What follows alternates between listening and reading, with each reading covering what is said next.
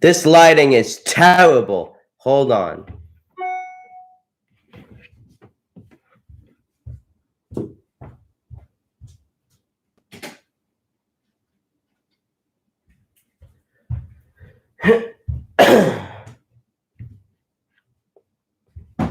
Hello to the one person watching.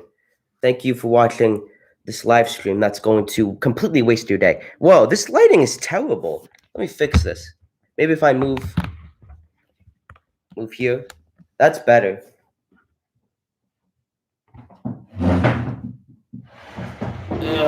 Okay, so based on the title of this video, you are probably wondering, what does he mean by the hypocrisy of Jake Paul?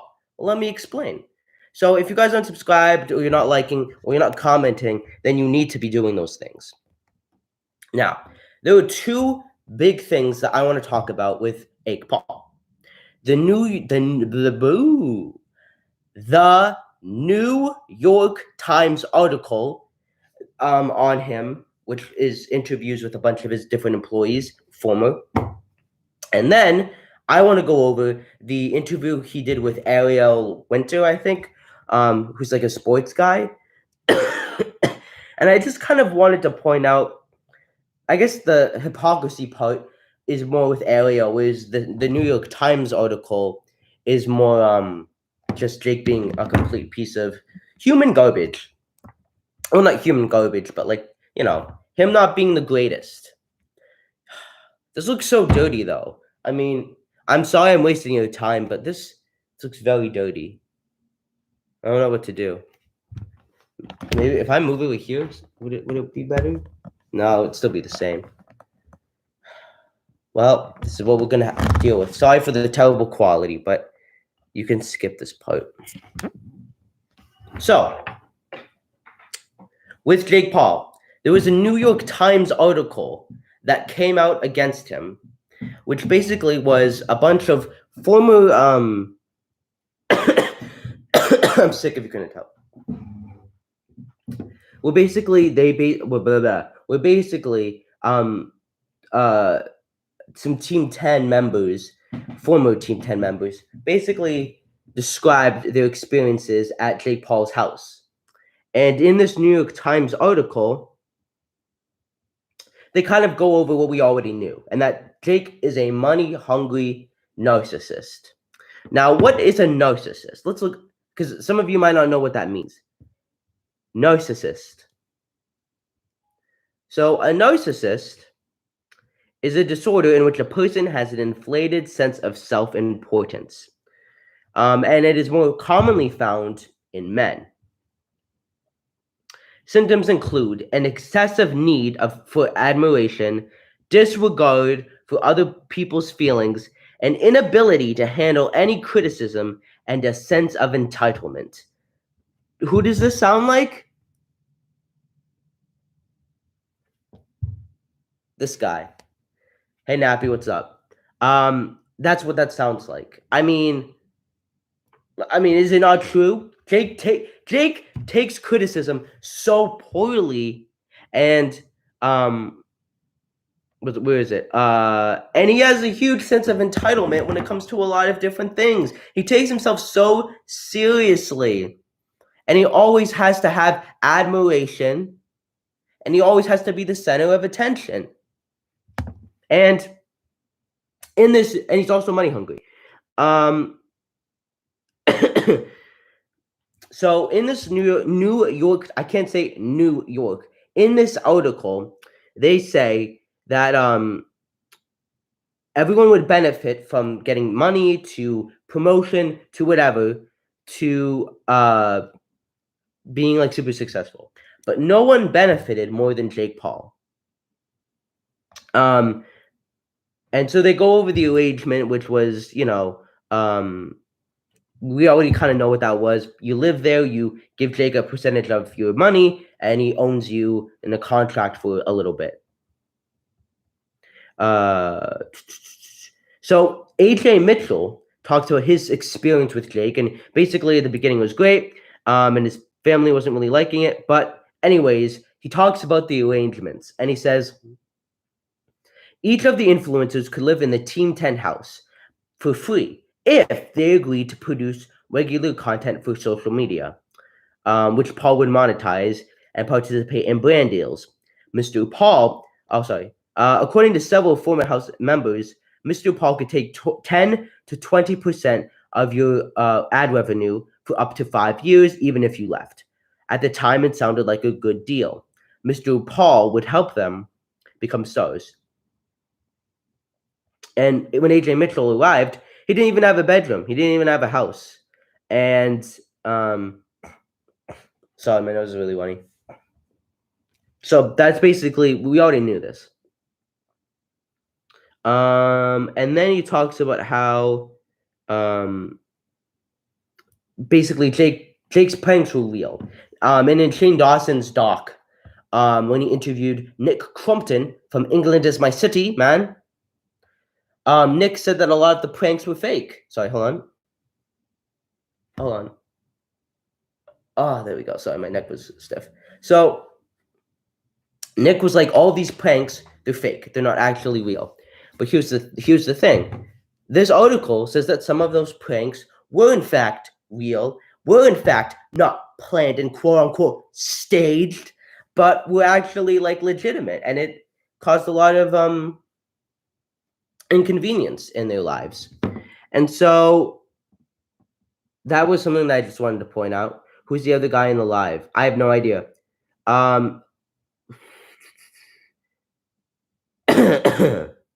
So AJ Mitchell. So this is how you know Jake Paul is someone that doesn't really think about other people and is a bit, I would say, selfish.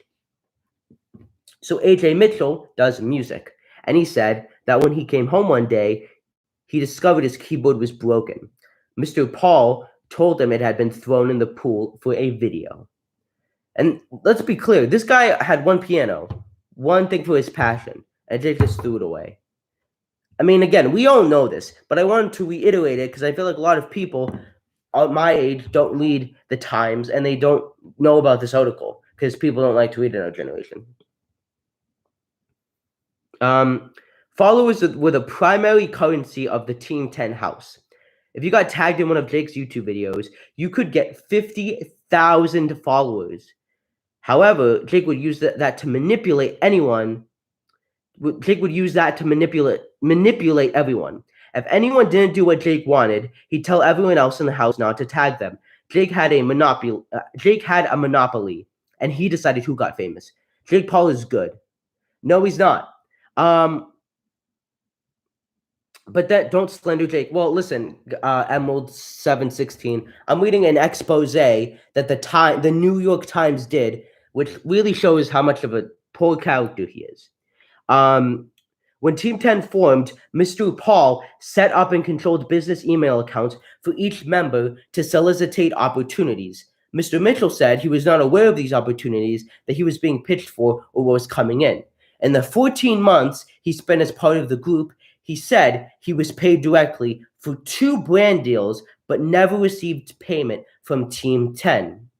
Don't believe the fake news media. Well, it's AJ Mitchell. It's an interview. He was there. Why would he make this up? He has no beef with Jake. You were probably a Trump supporter. Says a lot about you. Mr. Mitchell relied on small amounts of money he received from his parents. Mr. Paul convinced Mr. Mitchell's parents that their son would be taken care of, but no meals or structure were provided for him. Most of the time, he was expected to shop or cook for himself. And then he said, during parties, marijuana and alcohol were available in the Team 10 house. Mr. Mitchell said he once drank so much that he blacked out. The group often attended parties where guests in their 20s and 30s would mingle with teenagers. Let me reiterate that. There were parties that Jake went to where he knew that adults were mingling, flirting with minors. Let that sink in. Mr. Mitchell said he began a sexual relationship with a woman nearly a decade older than him who he had met at a party. And then he says he now understands that the relationship could not have been consensual given his age. It wasn't until recently that Mr. Mitchell told his parents the full extent of his experience, that his parents were horrified, and his mom said, "I'll tell you right now, had I known anything about any relationship with a girl 10 years older than him, I would have had the law involved." And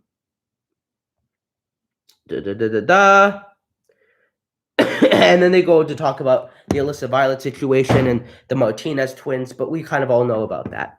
It's all public info. It's pretty much the same summarization. And then there was the Justin Paradise allegation, the TikTok girl, but we already know about that. And then this is interesting. Another girl accused Jake Paul of assault, sexual assault.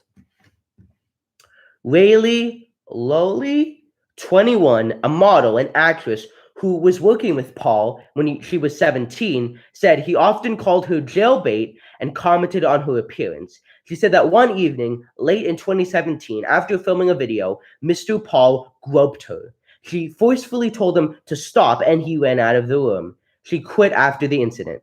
"I was with Jake for months, and I saw what kind of person he was behind the scenes and what kind of person he put out to the rest of the world," she said. That girl lied for clout, dropped it fight week 2. Good timing on her. Well, I'm talking about a new girl that accused him. Hi, puppy. It's my dog. My dog, Max. What? You're so cute. Hi. Sorry, guys. My dog is just adorable. You're not going to see him, though. He's copyrighted. But anyways, thing is that Jake Paul has, I believe that he has at least assaulted one woman, one girl, one person at some point in his life. Because we've had Alyssa Violet, we've had this Rayleigh girl, and now we've gotten Miss Paradise. That's 3 women. 3 women. 3. There was also a party that Jake Paul held where there was a couple of minors who attended that party that were found on the side of a highway, drugged, passed out. Now, this wasn't Jake's doing, but this shows that Jake Paul has a sketchy/bad history with women where drugging, abuse, non-consensual things have happened. And again, proven until guilty, innocent until proven guilty. But here's the thing. Harvey Weinstein, years of allegations. If someone accused him back in 2000 or whatever, people probably wouldn't have enough proof. But because he did it throughout the years, people were eventually able to get video footage and pin him. But with Jake, he hasn't been around that long. And a lot of these women/girls can maybe have proof that they were there at the house. They have proof that what happened to them happened to them. But that's, again, because he's been in the business since, 2016. He hasn't been in it that long. But when 9 out of 10 people are saying something and are calling you a bad person, I would come to believe that parts of it are true. Michael Jackson, he's been accused of sexually assaulting minors as well. I kind of believe that he did because, over, I'd say 100 people have accused him of it. It's like there has to be some truth to that. There just has to be. It's not like Jake is a stranger to getting accused of things. His assistant pretended to get hit by FaZe Banks, and he admitted that he did that to make FaZe Banks look bad. This guy, and I completely forgot that happened. And what happened to that assistant? Gone. But to be honest, Jake is the most hated person on earth, or at least close to it. I get that point. But these allegations happened before that. And even though he was the most hated person on earth, again, there were stories there was one story of this, not enough people know him for him to be the most hated, LOL. There was a story of a YouTuber who went to the Challenger Games who asked Jake a question, and Jake simply responded by ignoring him, rolling his eyes, and being a complete joke to him and being stuck up. There was so many YouTubers. There was one YouTuber who was interviewed in Shane Dawson's documentary that said that Jake Paul came to a party and was being an a-hole to everyone at that party and being annoying. Logan Paul said in his podcast that Jake was being rude to a security guard. Like, this guy is a bully. This guy is a disrespectful, arrogant, stuck-up guy. And so that is true. Like, people are like, oh, well, Jake Paul, how can you hate on him? You don't know him. You wouldn't understand him. It's like, okay, but I'm using context, evidence, clues, and various interactions that so many people have had that are negative, that are putting him in a bad light. So yes, I'm going to choose to believe that. Now, if I'm disproven, I'm disproven, and I will hand to God, be like, hey, I was wrong. But again, when 9 out of 10 people are saying something, there's a bit of truth to it. But we also have big names, and even people from the UK who hate him even say he ain't that bad. Well, I don't know him personally, so IDK. The guy who actually who said that was from the UK, but it's hey Max, what's up? People from the US and from the UK have bad interactions with him. But what about the people who hate him but still call him a decent guy who acts like a villain on camera? What are the people who hate him? Well, the people that do that are celebrities, people that put him on planes, who give him money. You know, I saw Jake Paul put out a tweet saying, why do you think these celebrities are all hanging out with me? Because I'm a good person. I'm just a villain for the camera. But again, they're nice to you, and you're nice to them because they have a higher position than you, and you want to gain something from them. And so, of course, you're going to be nicer to them. That's like being a person in a high school. You're going to, even if you're mean and an a-hole to everybody else, you're going to be nice to the popular kids because that will get you up in the social ladder. Why would you be nice to the freshmen? There's also people who call him a good guy. I think people are just jealous. Yeah, he's a good guy when it benefits him. And you know what? He's not a bad guy to everyone, but he's, I think, in general, like 80%, like 90% of the time, not like a villain, like not someone like who would kill you, but someone that's a joke, to a majority of people. But they next to him first of all, because again, why would he be mean to people in the boxing world like Mike Tyson? Why would anyone be mean to Mike Tyson? When they meet him, of course he's gonna be nice.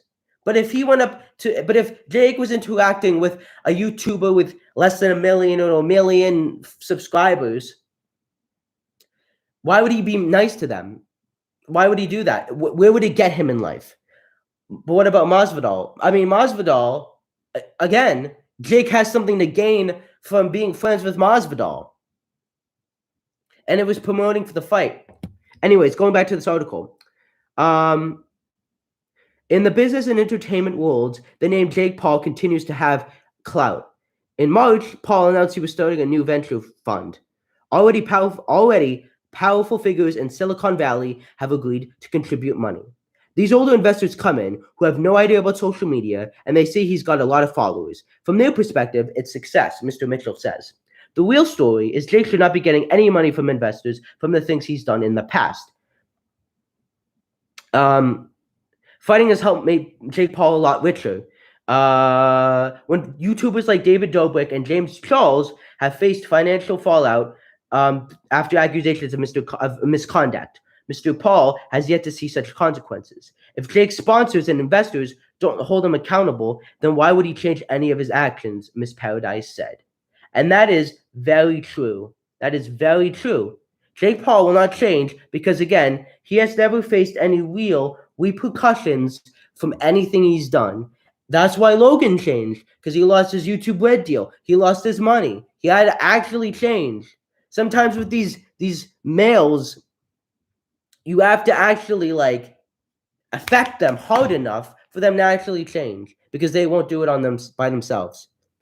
What about Jamal Cello? Then why would he fake beef with Logan or something? That would get people talking. Well, actually, he didn't fake beef with Logan. They were actually in a fight back in 2017. And again, Jamal Cello gets him further in the status of the entertainment sphere. And he actually said on the True Geordie show how he was jealous of Logan And when he called him a fake fighter, that was him being jealous, which is something that Logan has never been, which just shows that Logan's the better brother. Logan even said Jake gets kicked around by my sparring partners.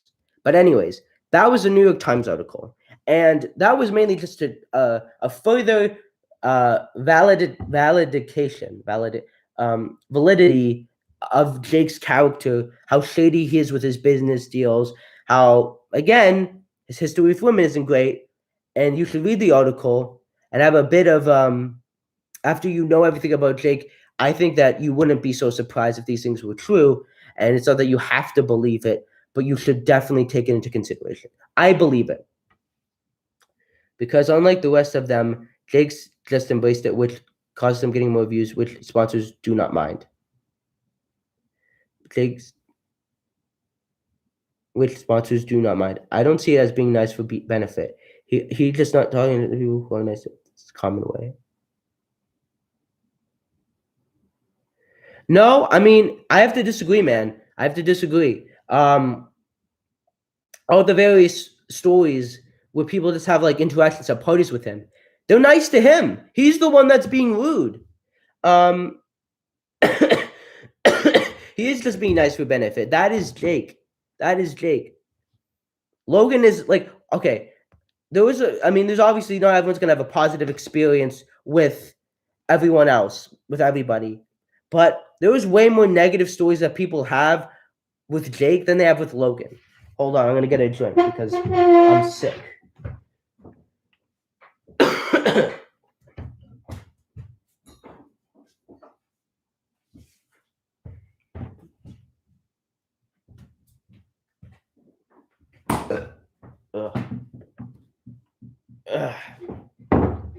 Okay, I'm back. So,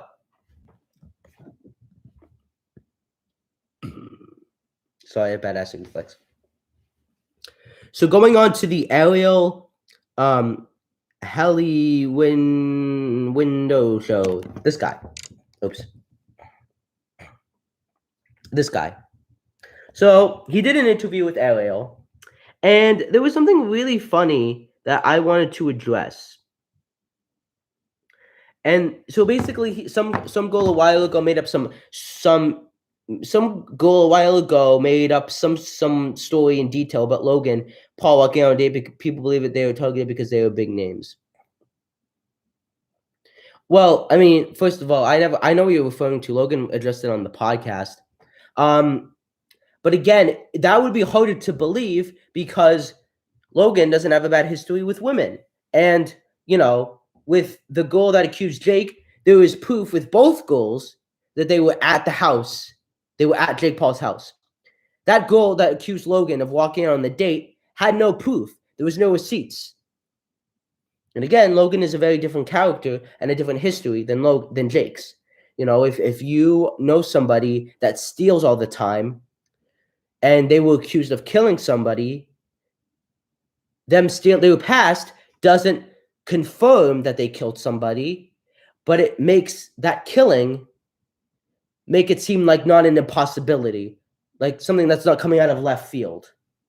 But anyways, so on Ariel's show, Jake said that he doesn't want to fight. Hold on, let me find the clip. Daniel Cormier, not an embarrassment. I can't sit here, threaten someone, and say you're going to slap them. See them. Let me find and it. Then when you don't do that, you go against. So, or say the DC thing doesn't come. I was just about to ask you about Fury. Big name, similar record, similar age. Hold on. Why not him next? And he's a traditional boxer, right? I know he's young, but So this was what he said about Tommy Fury and why he's not going to fight him. Why not him next? Well, here's the reason why is because no one's ever watched one of his fights. The only reason that people know of him is because of me, and he started talking about me, and his brother called me out on behalf of him. So no one's ever tuned into a Tommy Fury pay-per-view. So who even knows if he can do numbers at the box office, first of all. And second of all, his manager, some old guy, goes on an interview and is like, send the contract 50-50. I'm like, bro, get out of here with that. this guy only has a name and has gotten press articles written about him because of me. And now you're trying to come in and ask for a 50-50 deal. Like, take it somewhere else. But maybe once he fights someone with a winning record and has a highlight performance, then it makes sense for us to fight. But until then, it's like, move on with that. Like, I guess some people would say, like, how could Jake Paul, who has fought no one with a winning record in boxing, tell someone else to get a winning record to fight him? What would you say to that? It's because I haven't fought guys who are 10 and 150, right? Like, I fought against a Nissan Gabe who was 2-0. I fought against Ben Askren, who is technically 19-2 as a fighter. And I see that. I'm not saying like I'm fighting against the world's best competition or anything like that. But again, no one has seen a Tommy Fury fight, so he needs to like build his name up. Again, like I didn't know he existed until Tyson Fury was like saying something and then tweeted at me saying, "And Jake should fight my little bro." And I was like, "Oh my God, like this is crazy. I didn't even know Tyson Fury had a little brother." And again, he's only famous because he's Tyson's little brother and because he's talked about me in the media. So he needs to build his credentials to then come and see me. And people don't like to admit it, but it's like I have a lot of power in this sport now, in combat sports, and making decisions and moves, and I can do whatever I want. So it's like there's levels to it already. Do you think you'll fight again this year? Okay, so I think there's one more point that he raises that I want to go over, but this is what I told you guys from day one. Jake Paul will never fight Tommy Fury. I don't think ever. Why would he fight? Why would he do this, guys? It's a business. Triller, right, sees Jake Paul as their star, their Mayweather, their Tyson. He brings in money, attention. Like, who heard of Triller before Jake Paul or Mike Tyson? No one. No one. So Triller's like, if Jake Paul goes up against Tommy Fury, he might lose. So that equates to, oh my God, we don't have a fighter anymore. He's gone. We've lost money. Jake's never gonna fight again. That's the reaction. And they know that. So that's why they would never put him in with Tommy Fury. Because it's a business. And Jake's only gonna do a fight that he knows he's gonna win because he knows once he loses, it's over for him. And secondly, so a lot of it has to do with Triller. So secondly, Jake, I mean, Tommy Fury is the fight everyone wants. You go on YouTube polls, you go on people like ESPN. They talk about Tommy Fury versus Jake Paul. This is the only fight people want besides KSI. Everyone in the mainstream media, from podcasters, interviews, fighters, they want Tommy Fury versus Jake Paul. The audience wants this. So while Tommy Fury, a lot of people in the US have not seen a Tommy Fury fight. He's huge in the UK. He's got 3.3 million followers on Instagram. This guy is huge in the UK. He would bring in numbers. He would secure a bag. He would do everything that Jake wants him to do. This fight would probably do better than Ben Askren because he's got the Fury name. He's huge in the UK. And if you did it in the UK, in a UK venue, you would sell that place out 100% because everyone will tune in to see the fight, to see Jake Paul get knocked out, because it seems like the one good chance that that Jake has of getting knocked out. It's a fight that everyone would anticipate, not only because they want to see Jake Paul lose, but because it would prove whether or not Jake could fight a real boxer. Also, Tommy Fury has the personality to sell this fight.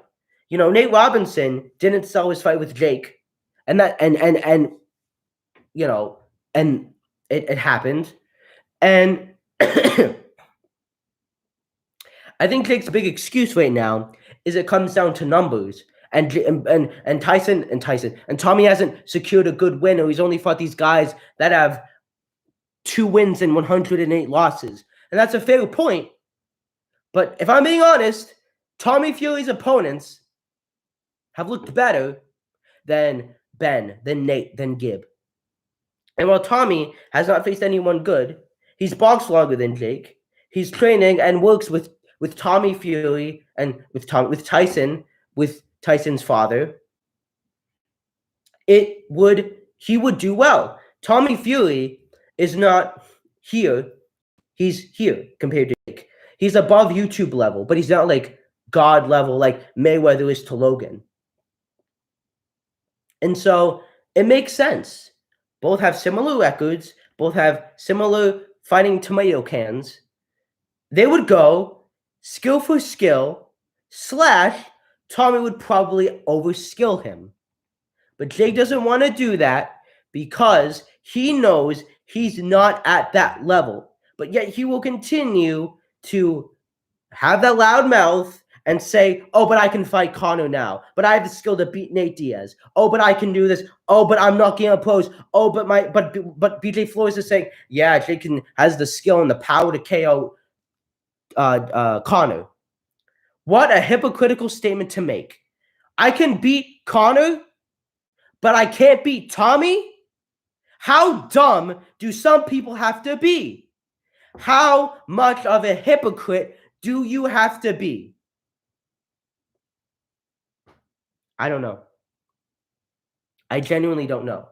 And it makes sense that people like the realist, CH1MXK, Ivan Paviak, all of the supporters of realist are so hypocritical because the man that they defend, even if they don't like him, they defend him, is a hypocrite. But Emerald Star 7716, Conor has boxed since he was 6.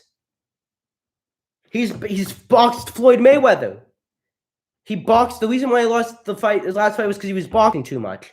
Conor is an MMA striker and a boxer, a very rare combination you come to see these days. Conor is as much of a boxer as Tommy Fury is as much of a boxer.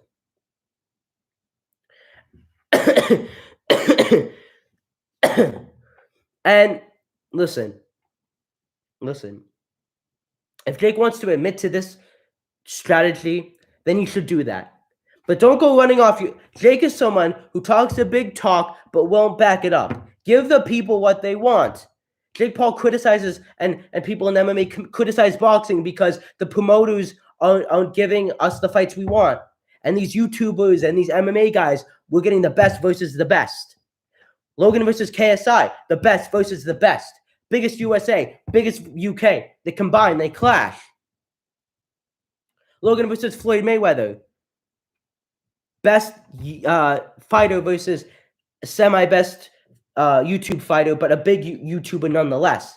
Like, best versus the best. Logan has the balls to fight Floyd Mayweather. I have respect for Logan for going up and saying, I could get knocked out and embarrassed, but I'm going to do that. That is respect. As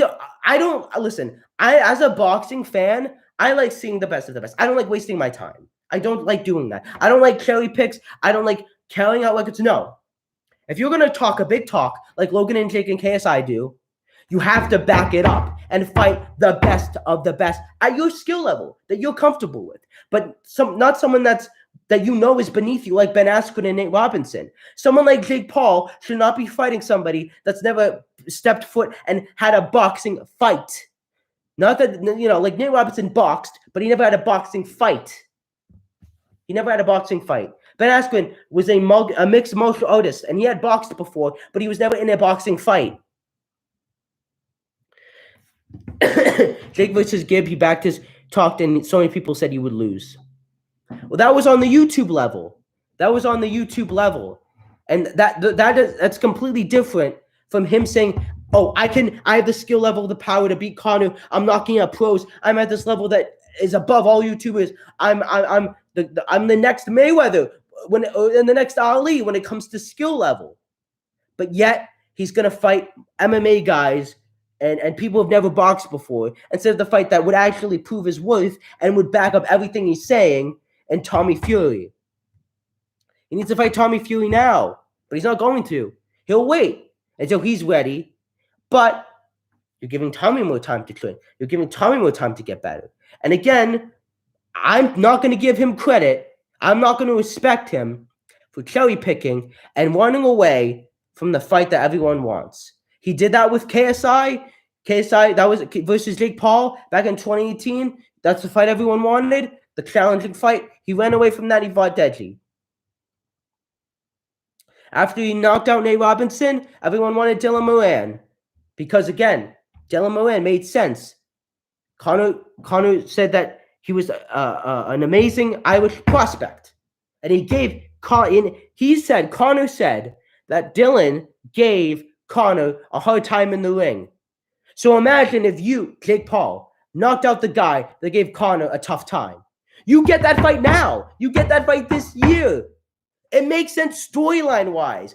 Dylan Moran has a good social media following. He's got a personality. Like, Conor McGregor, Jake Paul versus Dylan Moran is what should have happened like 3 weeks ago. That was the fight that was to be made. Dylan didn't even want to have an event. He wanted to do doghouse style. But Jake ran away from a real fight. He is a coward. He is a coward bully who was insecure. Why do you think he wears heels? When he sees his next fight, BJ said after the fight he wants Jake's next fight to be September. Dylan Moran just wanted to spar. There was an article where Dylan's team was talking with Triller. He was actually a contestant. And Jake said no. But again, that fight made way more sense than Ben Askren. And I'm guaranteeing you that fight was going to be successful.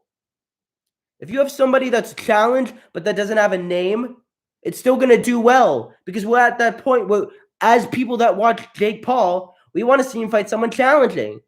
I don't care if the guy who's challenging to Jake has 20,000 followers. As long as he is good, we will tune in. People will buy it.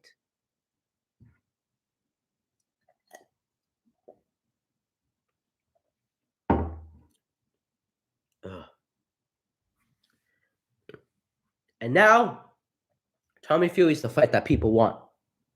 And he's running away from it. Gave you evidence. I gave you proof. You cannot deny what I said. You cannot deny. Do you think KSI has a chance at this point? Yes. Yeah. 100%. Hold on. My bad, Super Felix. Sorry about that. KSI should have took the fight. So KSI is. I want to actually bring this point up because this proves that Jake is not that special. This proves it. There was this great video that these guys did where, oh wait, was it this video? Oh no, it wasn't. Oh, it was I recommend that you watch this fight, this video, because it's a great way of showing how KSI can beat Jake Paul and kind of what he does really well. And these guys know what they're talking about. Jake is a special prince. I have no idea what that means. So someone commented in the Logan Paul versus KSI fight, the full fight, which I hate that there's an ad. Let me find it.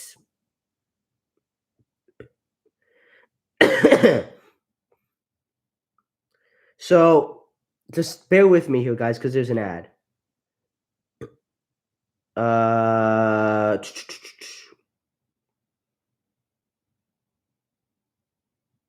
So hold on. If we watch, there's one clip that basically shows that Jake Paul, isn't really that special. And oh my God, where was the clip? Please, you know what? These comments are. You know what? Let me find it because I think it was in round 1. Let me back up because there's something that Logan does that. Oh, here it is. I found it. So look at this. This is exactly what knocked out Ben Askren. Oh wait, no, hold on. Wait for it. Look at this. Boom, boom, and he, bro, enough said. Enough said. Let me play it back for you. Let me play that back for you. This is exactly how Jake Paul knocked out Ben Askren. I hope I don't get copyrighted for this. Let me turn it away. So look at this. Bam. The exact same shot, exact same setup. All case I had to do was this. He had a duck. He had a duck. Like Logan, like that was that was the shot that knocked out that Jake did that exact same shot. Maybe not exactly the same, but if KSI didn't move, it would have hit him and he could have gotten knocked out. And that's just one piece of evidence, one coal of evidence that shows that Jake Paul is not is not here compared to KSI. KSI is training with, I believe, the what's his name, Chris Manugan, or some pro. You guys know who I'm talking about. He's sparring now. He's working with pros. He's doing what's necessary. He has a team around him that's not yes men. They listen. For all of you who think that KSI will lose this fight instantaneously and it'll be a one-sided bloodbath, you're wrong. You're wrong. I mean, yeah, but the big difference is that Jake set up that punch. Logan was just throwing it. Still, well, that was because the KSI was moving a lot more. But again, even if Logan threw that shot at Ben still would have gone down. I don't think him being KSI gives him that much credit anymore. He beats Nate Diaz, Conor Tommy. That's real credit. KSI is going to win. So, here's the thing. If Jake threw that shot that he threw at Ben at KSI, it wouldn't hurt him because it wouldn't even land on him because KSI would know what to do. It's like, it's Jake is showing basic boxing 101. You want to see how to basically box? Go watch Jake Paul's fights because that's all he's showing. Nate Diaz and Jake, I don't know. I haven't researched it enough. I'd go for Nate, but people have been kind of in between on that one. But going back to KSI, yeah, but what about the body shots? Logan never went to the body. He did go to the body a majority of the time. He did more single jabs to the body than shots that Jake did. But again, Jake isn't known for knocking somebody out through body shots. It's through the shots to the chin. It's the overhand rights. That's his bread and butter. That's what KSI said. Yeah, but if Jake had a gun or a sword, he would win. Yeah, Captain Obvious. Go touch some grass, Jake. Pick up a football. So for KSI and Jake, let's remember, Jake's had Deadly, Gibb, Nate, Ben. KSI's had Joe and Logan twice. Jake has one more fight and one more camp more than KSI. And because KSI is training, I mean, it kind of makes up for it. Now, again, Jake is training more consistently, more harder. And he's improving in his skill level. And when they fight, I think it's a 50-50. Because KSI is going to have to make a name for himself in the sport in order for Jake to take it. So KSI is going to have more fights. We're going to see his technique improve. We're going to see him go up against probably an MMA guy. And we will see that he's better. What I'm saying now is that KSI and Jake are at the same level. And I will be proven right when KSI fights somebody leading up to the Jake fight. And if he doesn't, then I'm proven wrong. But I'm telling you, these guys are closer than you think. KSI has a lot of things that are above Jake. Jake has a lot of things that are above KSI. But it's more fair and two-sided than a lot of people think.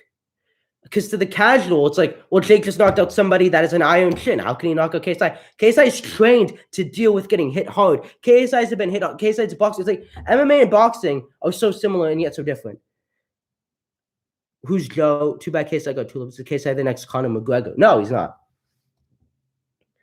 He's not. KSI is not the next Conor. I don't know where you're getting that from.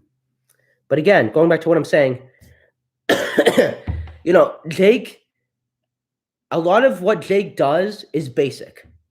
A lot of what Jake does works because these people are inexperienced and don't know what they're doing. it comes down simply to KSI having actual boxing IQ and knowing that if you're getting hit with the same shot over and over again, to move. Ben Askren got hit with a jab to the body, to the chin, and this was so. I'll give you a dramatic reinterpretation of this was a Ben Askren fight. This is Ben. That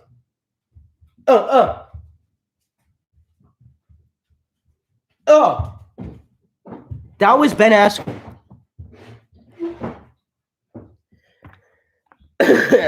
Also, KSI has to give a lower weight because 190 is not his weight. KSI was getting tired by the second round with Logan.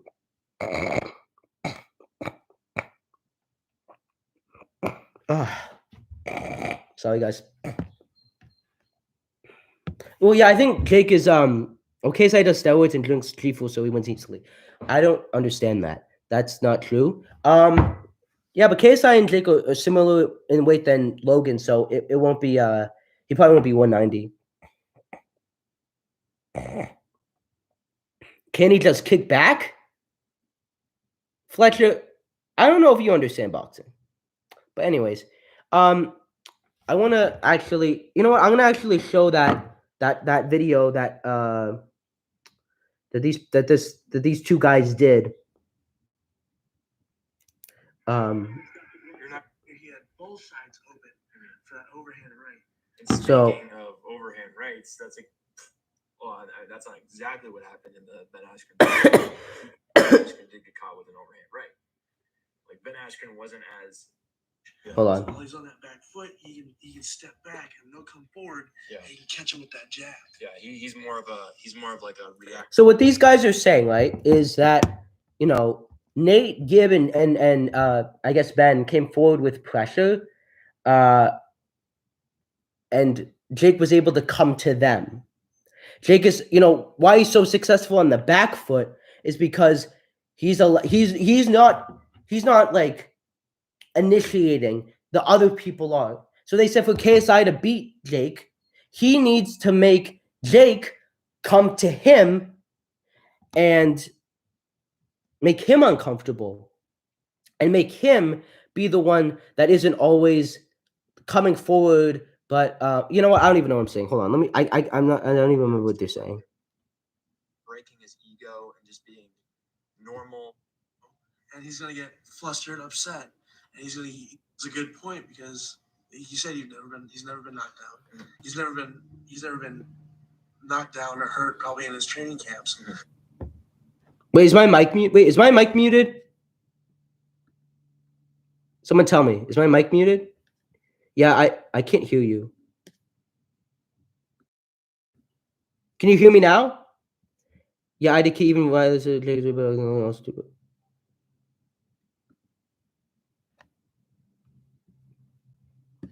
I don't know what. Wait, so no one.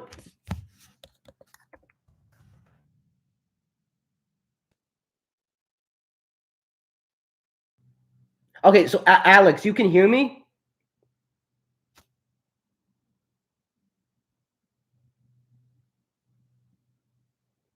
Okay. Yeah, okay, it's fixed. Okay, so never mind, it's fixed. Okay. So Fletcher, maybe you need to leave and join Chewy Boy. Okay, so most people, okay, so it's fixed. Okay. So I'm gonna continue talking. So so there's this video that these guys made talking about KSI can beat Jake. And I almost want to play it, but it's a long video. But you know what? I'm gonna play it. I'm gonna play parts for you. For his money. Now, you can't argue that Jake Paul effective at backing down Deji is because Deji is not good on. It took Jake by surprise every time. So they're talking about the Deji fight. The reason why Jake is so effective at backing down Deji is because Deji is not good on the back foot. It's hard for him to defend himself when he's just standing there, just taking the punches. And it gives Jake every opportunity to become the aggressor in this fight. Yeah, and it gives him more confidence to strike more. Yeah, and back Deji down more. So that was, pretty much.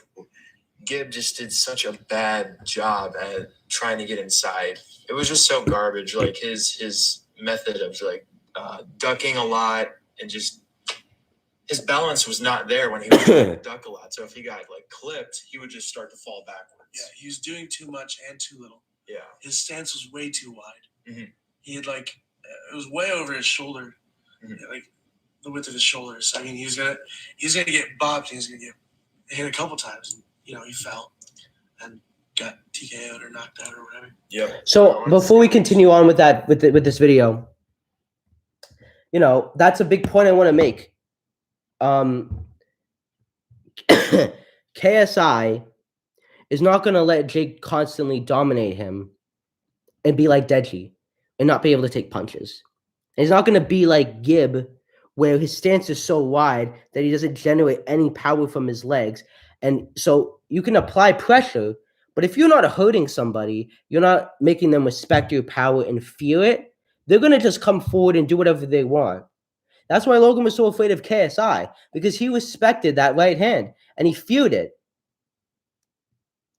And he was more cautious and he didn't want to do these things because KSI scared him. KSI had power and Logan recognized that, and they simply put and he simply put wasn't that adventurous.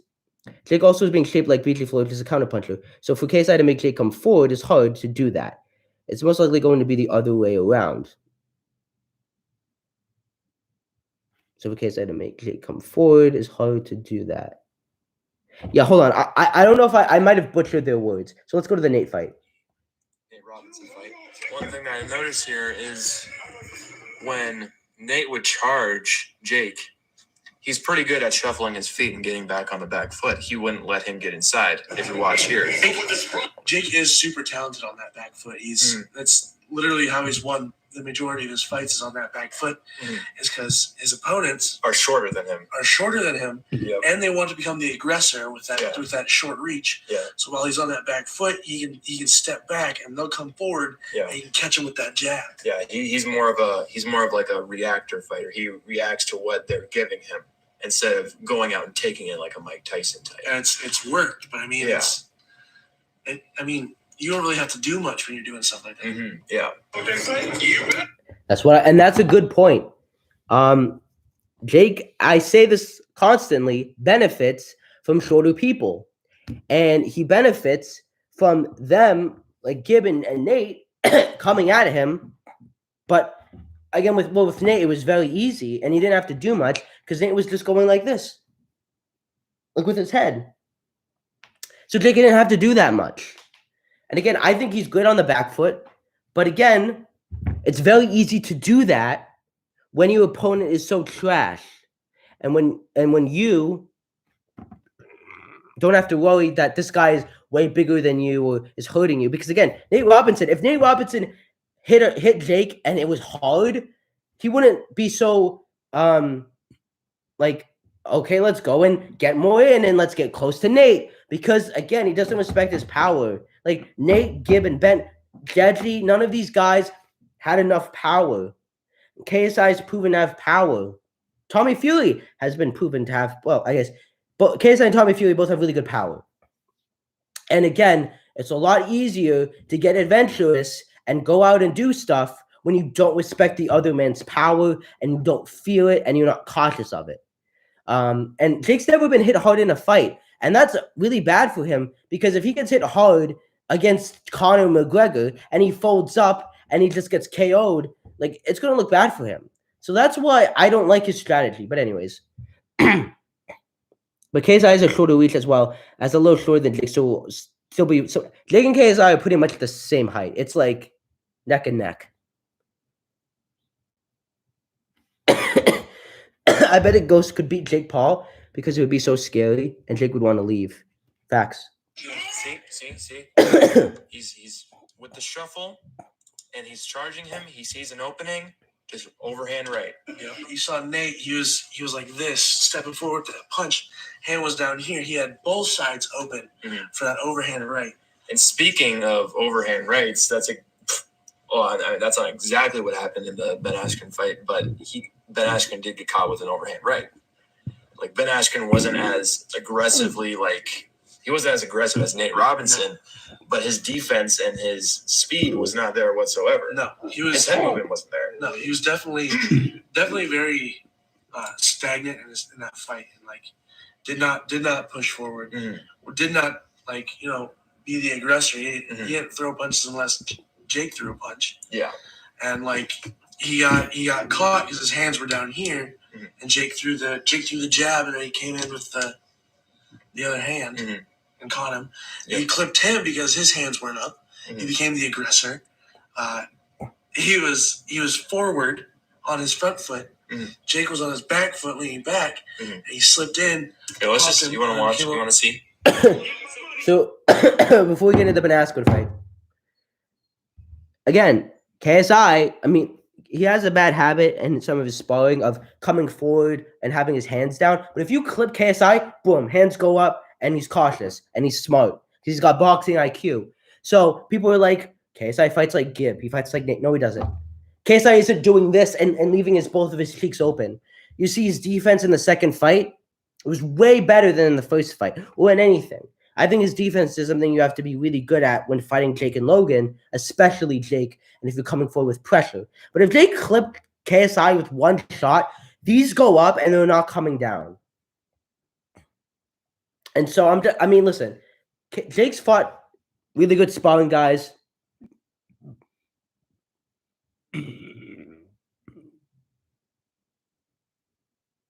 KSI and Jake are like the same height basically. They're both 5'11", which is they're both not 6 foot. They're like 5'11". Jake might be a little bit closer to 6 foot, but they're like neck and neck. Like they're like this. They're like the tiniest. Like they have the smallest height difference that wouldn't even matter. Jake was wearing shoes, and Jake tends to wear big shoes. So, anyways, but back to what I was saying. When KSI would get wild, I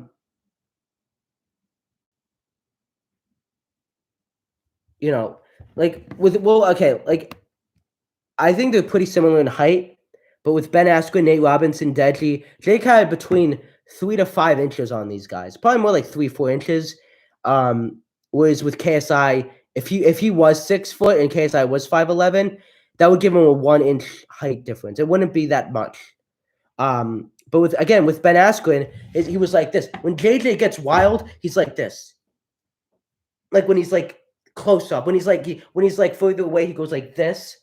But there's an intention and there's power.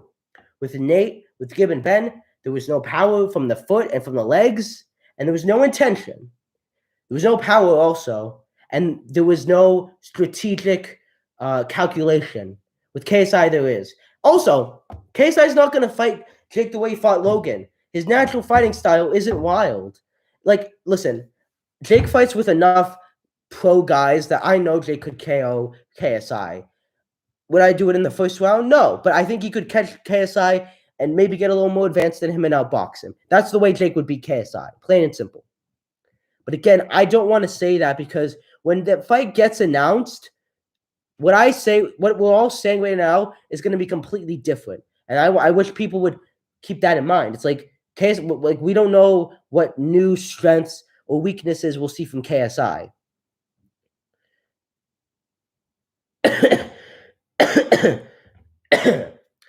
But either way, Jake's had a huge height advantage over a lot of his opponents. And again, with Nate Robinson, it's very easy to land that overhand right when his guard isn't up, he's got no defense, and when Ben Askren is just standing like this and is allowing it for it to be open season. And that's what I'm saying. KSI won't do anything these guys do, and he's better boxing skills-wise than any of these guys. Like, let that sink in. A YouTuber is better than a pro athlete and a pro fighter. And Ben Askren, by the way, is a fighter in name only.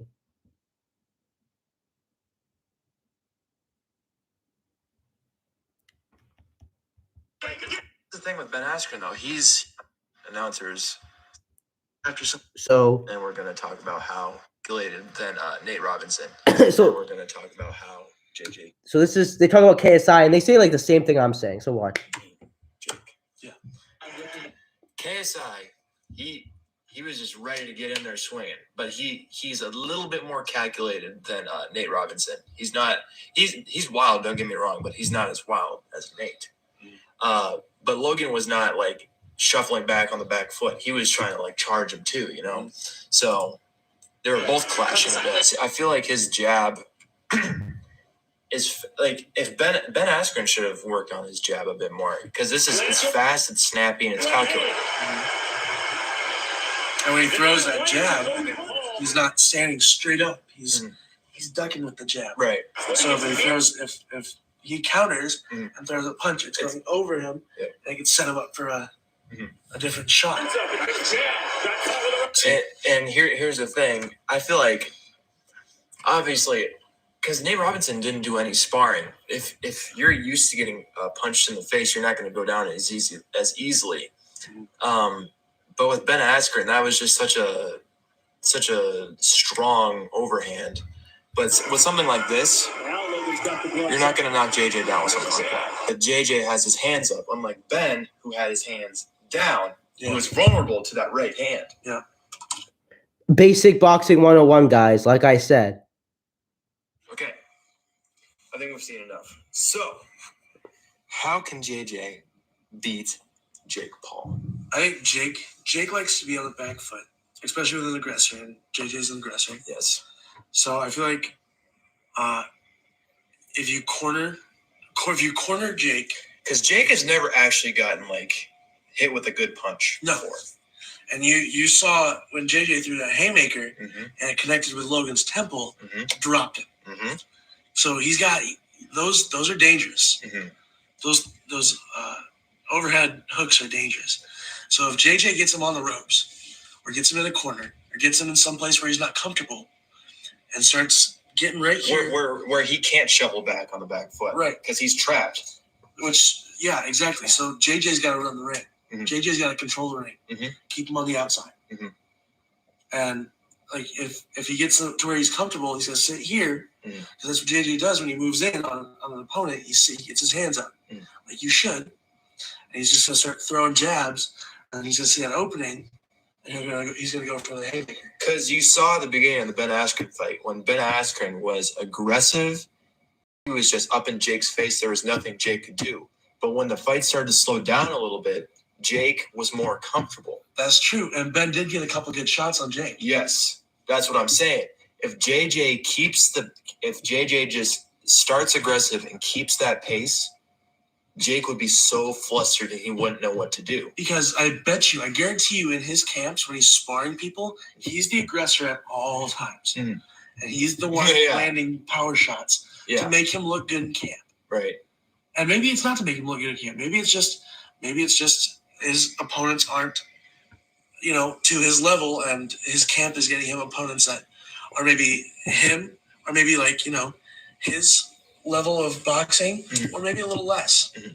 But I know JJ keeps his opponents tougher than he is because it makes you better. So, the channel's name is I Am Benji. This is the title. Great channel, great video. So yeah, but I want to address that actually, and that Jake has tough sparring partners, but there was some interviews where the coaches told the opponents to go easy on Jake. So that's all I'm gonna say. Whereas with KSI, Vidal wants KSI's confidence to be rocked. All I'm gonna say. But I agree with them, about KSI keeping the pace up because, I'm gonna say this: Nate Robinson was Jake's worst performance, and I know he had a broken nose, so he was more hesitant. But even though Nate was charging at Jake was throwing a lot more like haymaker shots. He wasn't doing what he normally does. Jake loves to do body shots. He's very calculated. He breaks you down round by round, going for jabs, going for body shots. He's all over the place. He's a variety man. Goes for the body, goes for the chin, and if he gets you in the face, he'll go chin, and then he'll do the jab, boom. But like he's very variety based, and he can read boxing and box at the same time, which is impressive. But when he was under a situation like Nate Robinson, where it was constant pressure, pace, having to think really quickly. He didn't have the time to really, ease into it, kind of like he did with Gibb, a little bit with Gibb, and especially with Deji and Nate. He kind of went to that natural instinct as we humans do, which is to start brawling. Brawling, I think, better than KSI did when he fought Logan, but still, it's brawling. And they'll mention this later on, but JJ needs to keep that pace and that pressure, but do it smartly. And do it like, if you watch the Cal Freezy spar, KSI is applying pressure and force smartly. With Logan, he was being very reckless because Logan was allowing him to be. And I hope he understands that with Jake, Jake's not going to allow that recklessness, though I do feel that regardless of whether he knows that or not, he's going to fight Jake differently. Why would he go for an overhand right, or why would he reach for the jab with Jake? He wouldn't. So that's all I'm saying. Yes. Yeah, I would say his worst performance was against Nate. But that shows that, imagine if Nate Robinson was able to do that, but he had power behind those shots. I have a feeling that fight would have gone longer than 3 rounds. And one thing that I will say is when I mean I want JJ to be aggressive at the beginning, I'm not talking Nate Robinson where you're just wild and just throwing whatever. I'm talking aggressive but calculated. You're gonna want to add pressure. Yeah, but you're still defensively there and ready if he is throwing something at you. Yeah, like moving, like KSI moving towards Jake, not wildly throwing punches out of nowhere and keeping your guard down. Like, you're gonna want to press him. Yeah, press him hard. And that's what, and I agree with that. That's what I have been saying since forever. The only flaw with that, right, is KSI is known for not keeping composure, getting a little excited. He's been able to get away with it. He's not going to get away with it with Jake. And I think one wrong move and it could go in the other direction, which is why I think this will be his toughest fight.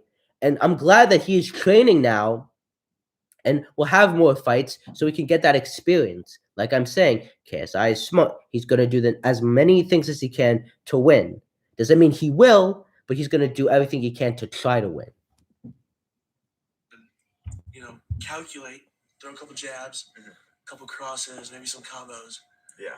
Look for that opening, and then shoot that hand. Because I feel like the best, like within JJ's training, one of the best things that was, Oh, they just talk about his ego now. It's a good shot. Vidal would literally kick his ass. He's second. Well, I obviously want KSI to knock Jake out in 30 seconds, but hopefully it's more bang for your buck in terms of. So that was the kind of video that I wanted to show you guys. And I don't think anyone can disagree with what those guys said. I agreed. I was like, that is the smartest analysis, most balanced, unbiased, with facts, with proof. 2 guys who knew what they were talking about. Like that is realist.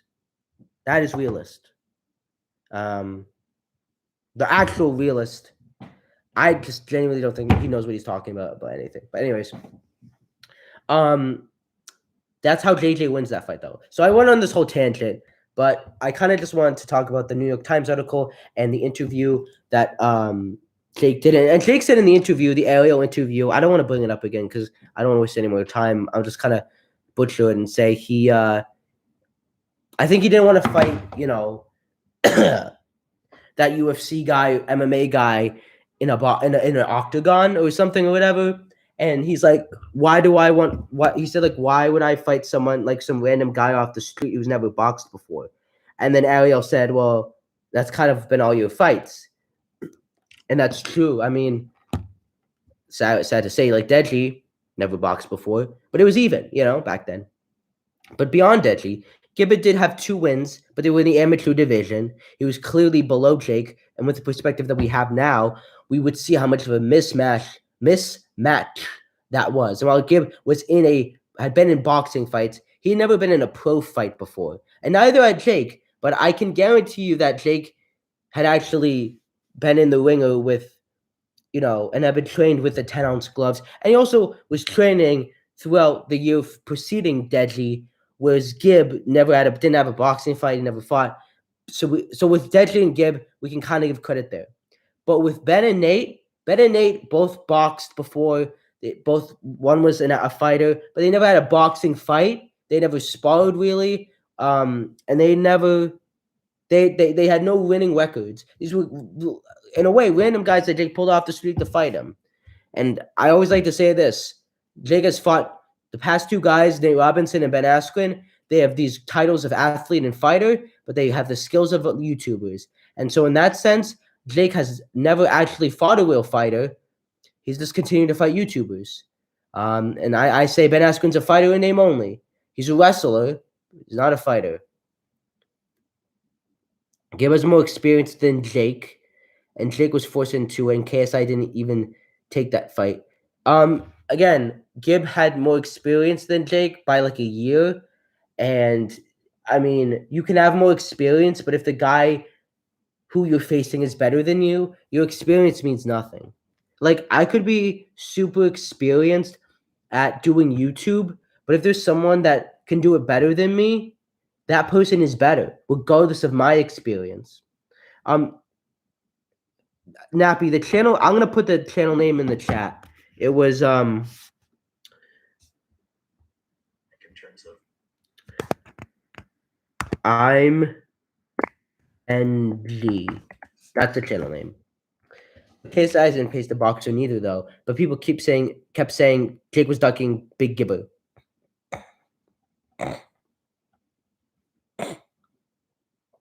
Sorry. While KSI hasn't faced a real boxer, I would say the level of competition and the opposition he's had to face in his fights have been more has been better and more impressive than what Jake has faced. And while people were saying that Jake was ducking Gibb, that doesn't mean anything now. Like now, people have perspective. Like I got lost up in the hype of Gibb when I didn't actually study his boxing skills. I didn't look at Jake's. But with the perspective I have now, I'm like, I can't believe I thought Gibb would beat Jake. And Gibb, and like you can, if you watch KSI versus Gibb, and they're two spars, you can tell that KSI and Gibb are at two different levels. Gibb never got better. KSI did. So you're saying Logan is better than Jake because Jake slapped Joe in a spar. So Logan is better than Jake in terms of the opposition. And Jake slapped Joe in a spar. Joe hadn't sparred. I mean, Joe Weller's in a good comparison to make.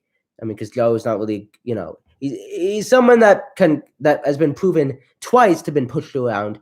But Joe hadn't trained in over a year. He had just been drinking the night before, so when he fought Jake, he was hungover. Once again, Jake fought someone that was smaller than him, weighed less than him, and was not at his prime, was not at his best. And when Joe fought JJ, he was at his best. He just wasn't mentally there. And we'll know Vidal Ali said Jake is a level above Logan. I don't know about that. Again,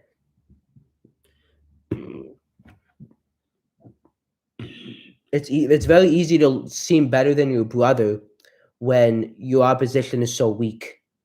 I see why people say Jake is better than Logan. I think Logan's better than Jake. And I made a whole video on it, but yeah. So at the end of the day, Jake will not fight Tommy Fury because he doesn't want to go against someone skill for skill. Because even if he won, he wouldn't be seen as Jake Paul. He'd just be seen as Jake Paul. Right now Jake Paul is known as the guy that knocks out people in 2 rounds, and he doesn't want that reputation, that image taken away. So stop talking about Tommy Fury because it won't happen. He's a coward who wants away from the real fights that people want to see. And that just shows a lot about his character and about how he really feels about his boxing skills. And if you aren't at that level, then don't talk that big talk and not back it up.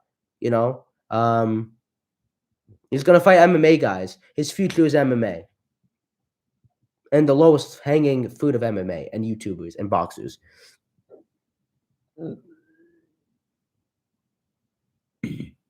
The answer is we all don't know. We don't have enough info. He has seen the sparring partners he has and says Logan is doing nothing close to what Jake is sparring. I think Jake has power, technique, and aggression. I think he will fight Tommy in the future. Maybe. I don't. I just don't think he will. And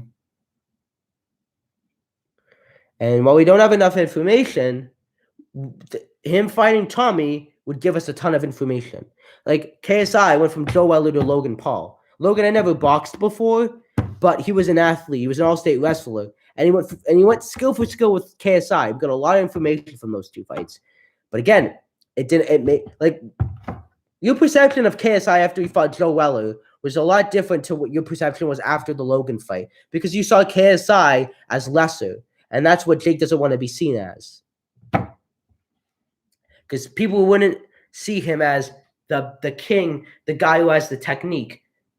That's what everyone thought of KSI after he fought Joe.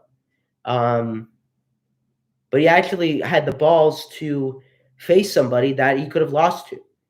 And he showed the heart and the will. And while his technique did not look at the level we all thought, he proved that he was a warrior, that he was a fighter, that he could get hit with big shots and still come back and be worthy and hold his own against someone that was arguably better than him. But I think they're at the same level, kind of. So, yeah.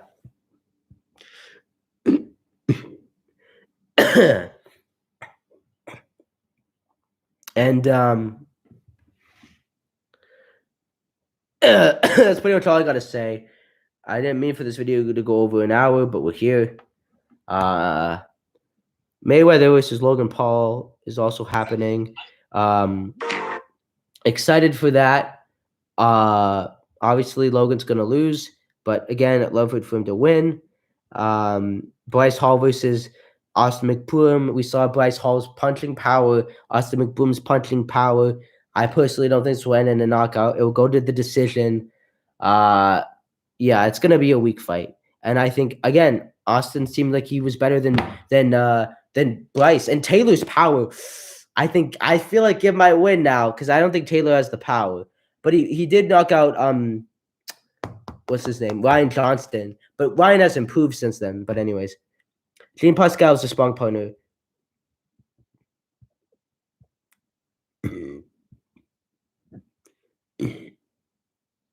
Logan sparred Ryan Garcia, so and Logan is fighting guys that, just because you don't have like this big name doesn't mean that you're not a good boxer. You know what I mean? And for Floyd, it's so different than what Jake is doing.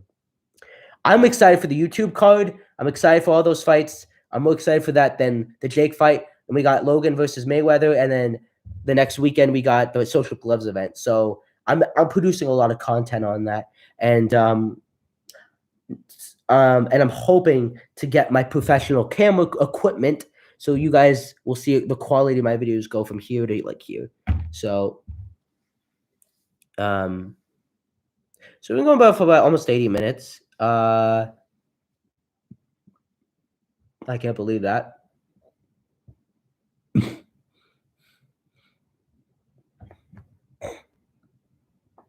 I was mad too, Nappy. But I wasn't surprised because we know Jake is a coward who wants from the big fights that people want to see. The people want it, so give it to him. Prove your worth. Prove your credibility. You want it so badly. You got a golden opportunity. If he knocked out Tommy Fury, he gets credibility, verification, my credit. You improve so much. That's the fight to make. It's not going to happen. But I think this gives KSI leverage, because if KSI can fight a pro boxer and knock him out, that gives him huge leverage over Jake. And that's what he should do. I was way more hyped for Jake and Tommy than Jake versus KSI. Yeah.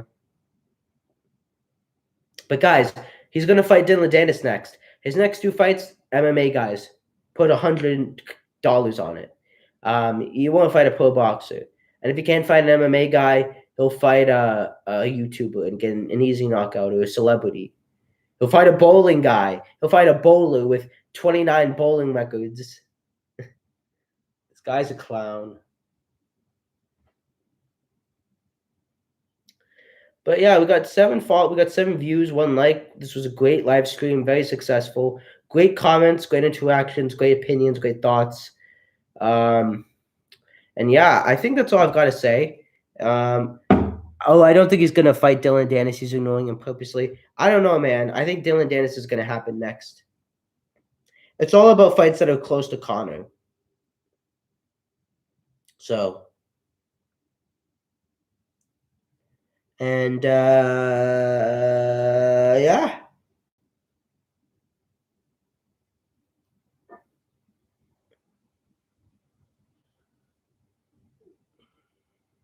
Yeah. Yeah, I know. It's of Jake crying. It's so funny.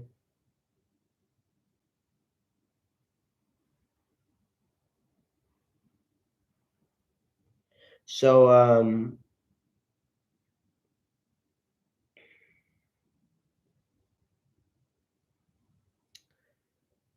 so basically, Jake Paul would get in the ring with a guy who's got knocked down in 5 seconds, but won't get in the ring with a winning and undefeated record. Something is suspicious.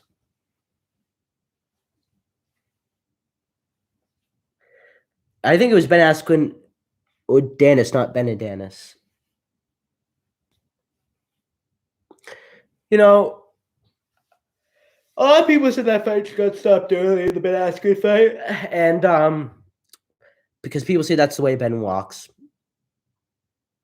You know, I don't think refs are necessarily paid off, but you got to think like, out of Ben Askren and Jake, who does the company, the corporations want to win? They'll win the millions, and it's not like they rig the fight and they preordain it. But like, if you get knocked out and the ref is calling it, like, it's a gray area. And there are some fights where the ref rightfully called it off, but there's fights like Ben Askren versus Jake where people say it's an early stoppage. There's debate. But then there's fights like Wilder versus Fury 2, when everyone was like, yeah, that was a good call. Or when, yeah.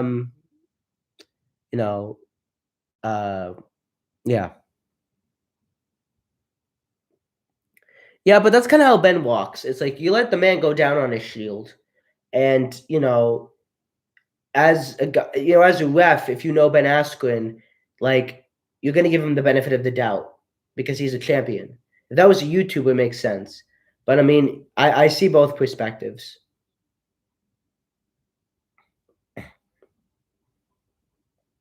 I mean, listen, are fights rigged? No, I mean, it's just you don't really want to get you really don't want to put the decision of the fight in the judges or refs' hands. That's what I'll say. You want it to be you want one of the fighters to finish off them definitively. And there are some big events, like KSI versus Logan Paul 2 was not rigged because, well, even if the ref was paid off, like Jake said, Logan Paul could have KO'd KSI. He could have won. Like, he had 40 seconds left, 2 rounds, and he was still just doing the single jabs. And that was on Logan. So that fight was definitively not rigged because Logan actually had an opportunity to destroy him, and he didn't.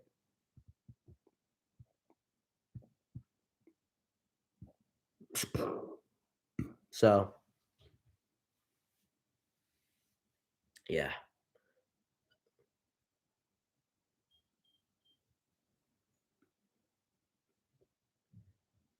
Yeah, I think Jake was sad in the moment. He still said it, though. Well, I got 5 people watching. Wow. Oh, not 4. Okay, I think I have to end this now. I've been going for about 84 minutes, almost 90 minutes, a whole movie. Big numbers. Yeah. But thank you guys for watching, commenting. I love these live streams. I'm sure you guys like it. And 5 people. Yeah, Emerald Star 716. Listen, you try like I had 7 people. That's breathtaking for me. And actually, the last time I did a live stream, it got like 70 views. So let's keep, you know, you keep it up. So yeah, guys, thank you for joining. Make sure to like, subscribe, and comment. Tell your friends, tell your families, kiss your mom, kiss your dog. That's bestiality, my mistake. And I'll see you guys in the next live stream. Bye.